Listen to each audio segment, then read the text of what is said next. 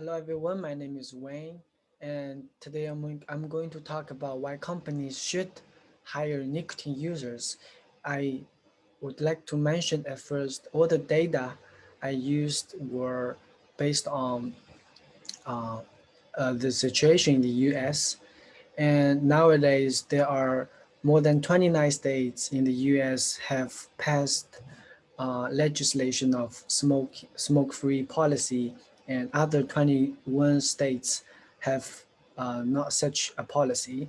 And these policies are actually making smokers' life extremely difficult. And let's look at some examples.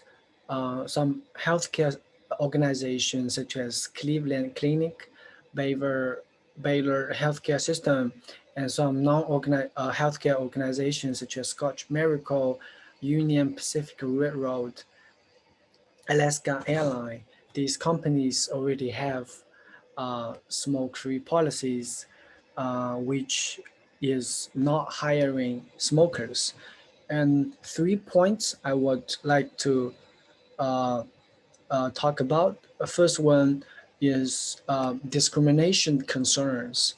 So, for example, if a person applies a job at a company and the person is the most qualified uh, candidates for the position, and it is considered discriminatory for the company refuse the individual because of smoking, since nicotine is not an illegal substance and the candidate is not breaking laws. And if a company refuses the individual based on their legal daily activities, that is inappropriate. And, and lastly, nicotine is extremely addictive and most people want to quit, but only 3 to 5% people succeed, which means smoking is something under personal control, and the company shouldn't uh, refuse the candidates based on something that is under personal control. Second point is considering ethical manner. So, um, as I mentioned before, nowadays in the US, over 29 states have passed the smoking-free legislation. So that is the current situation, and there are policies already there, and it is so much easier for companies just to follow the policy. But do you consider it is ethical by hiring people without giving them an overall assessment?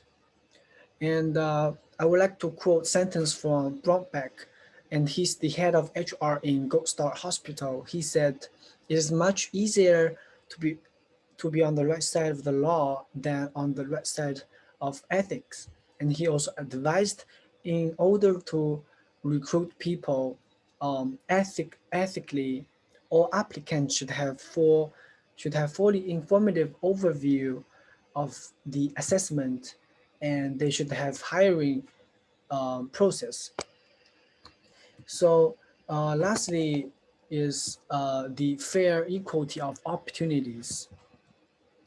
So when people are not able to work, then it is even harder for them to quit smoking because they have the stress from um, their financial problems. And and I would like to quote sentence from Harold Sketchman. He is a medical ethicist at the University of Pennsylvania. He said, nicotine-free policies are basically posing a double whammy on them. And it is very hard for them to get work, and it is even harder for people who are already in a vulnerable situation. So these policies or the company are not hiring smokers. um, these approaches are not actually decreasing the uh, the U.S. unemployed populations. It doesn't make the situation better, right? And additionally, most smokers were influenced by their cultural background and environment they grow up. Since they are not actually volunteered to smoke, but because of where they grew up.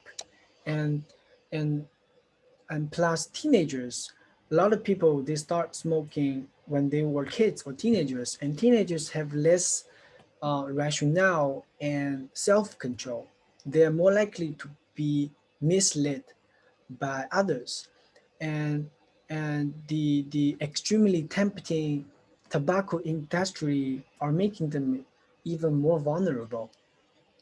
So at some point, they are already victims, and these policies are making them their life more even harder. In conclusions, 2 points I would like to say. First one is company should provide support to their employees who wish to smoke, who wish to quit smoking, and instead of uh, you know refusing them or without giving them an opportunity to get into the company. And lastly, I think offering support for healthful behavior is the best approach, such as smoking cessation programs. I believe that by do so, it could be a win-win situation for both companies and uh, and and the candidates, also people who wish to quit smoke. Um, this is my references. Thank you very much.